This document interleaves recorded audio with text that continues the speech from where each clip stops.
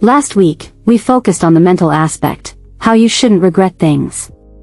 The last thing I wish for you is that you live with regret, as that is truly tough. Today, however, we'll shift our focus back to something more technical, specifically to the job. Your job is crucial because when you are truly happy at work and earn enough money to be free in your decisions, when you have no annoying colleagues or bosses, or when you are your own boss and things are going well, your business becomes a major part of your life. And the better your job is, the better the rest of your life can become as well. That's why we're talking about jobs again today. We're seeing a major shift, and my aim is to plant a small spark in your mind that could change your life. If you complete this Avant Garde journey over 52 weeks, and just one of the ideas sticks with you and you pursue it consistently for the next 5 years, changing your life, then the whole program will have been worth it. That's the goal I'm striving to achieve. We need to address overarching points that most people overlook, points that cause even the largest companies to stumble. You have to understand, the new world is already underway. Think about those 70 alternative careers you once considered that are unrelated to your current job. Now is the time to revisit them, whether you wrote them down in a notebook or just had them in your head. If you haven't yet completed that list, that's your task for this week, finalize it. You can find inspiration online, search for different jobs, reflect on whether they'd suit you.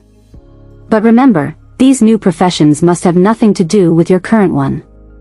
For example, if you're a doctor, you're not allowed to switch from being an internist to an orthopedist, or from being a doctor to a holistic healer. Similarly, if you work at the checkout at a supermarket, you can't simply move to another supermarket chain for the same job. It has to be entirely different. I know this is hard, but it's incredibly important. Once you have those 70 jobs listed, your mind will have opened up in a way it never has before. You'll have explored 70 new avenues for your future, entirely different from what you've been doing for years. When you've completed the list, we'll move on to the next step, which is crucial. Let me explain. We live in a new world. Take Nokia, for instance. Back in the late 1990s and early 2000s, Nokia dominated the market. People only bought Nokia phones. When Apple launched the iPhone around 2007, Nokia's CEO dismissed it, saying that Nokia was a market leader and a year ahead in technology.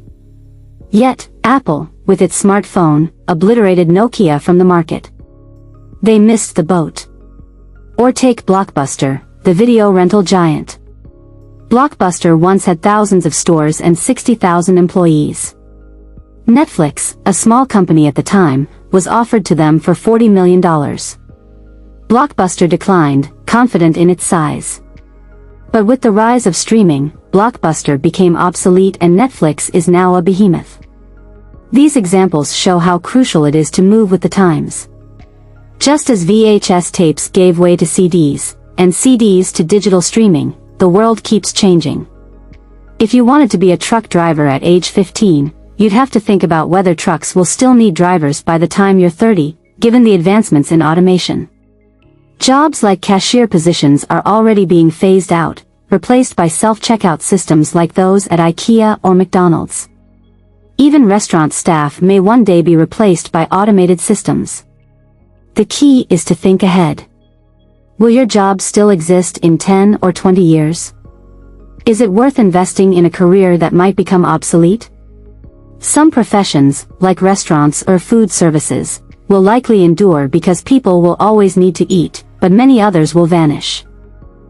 This week's task is twofold. Complete the list of 70 jobs that have nothing to do with your current one, and then evaluate which of those are future-proof. Could these jobs be replaced by technology? Will they still be relevant in 10 or 20 years? Think about what products or services you want to sell, or what kind of work you want to offer, and whether it could be done more cheaply or efficiently by a machine or software. This is a huge challenge for the week, and I wish you good luck with it.